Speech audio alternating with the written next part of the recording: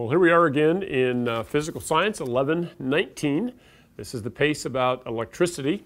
And this particular lesson is we're going to look at just the series circuits. We're going to do a separate video about parallel circuits and then kind of compare the two. There are some significant differences and the math is a little different, but if we come back to our main equation, this will not change. So hopefully you have this one memorized by now. E, remember, is the oomph. We measure that in volts. The I stands for current. No logic behind it. We just memorize that. I is current. That is the amps. And then the resistance is that Greek letter omega that stands for ohms. All right. So let's take this picture here. And if you'll follow along on page 22, 23, and then the top of page 24, in your PACE, you'll see some diagrams that will be helpful there. On page 23, it shows a series circuit with 2 light bulbs and 4 batteries. Now, batteries tend to be 1.5 volts each, and they're hooked up where the negative of one battery is hooked up to the positive of the one next to it, and they go in series, one hooked to the other.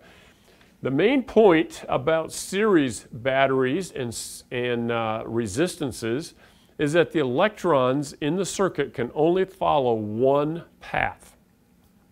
Now this is significant because if you were to break, if one of these light bulbs, let's say, were to break its filament, then the entire circuit would break.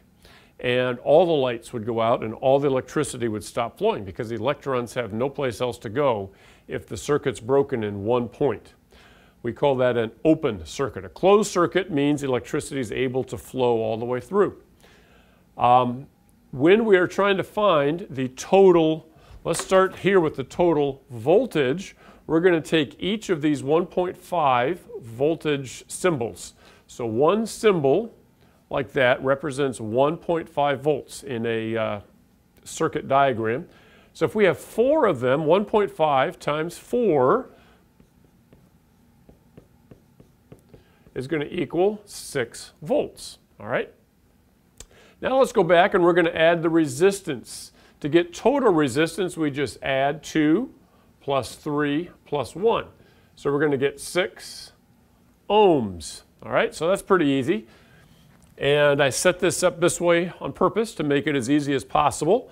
We're going to plug in the 6 here on the top, 6 volts.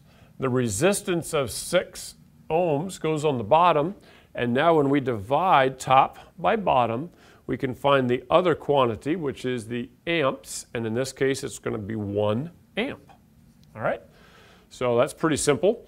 In your PACE, you'll notice, if you turn the page, and on the first column on page 24, they have an illustration where there are 3 resistances, 1.5, 6.5, and 5. And when those all get added together, we end up with, well, let me just do it here, 13 as the total. And then there are, again, 4 batteries, so that would be 6 volts.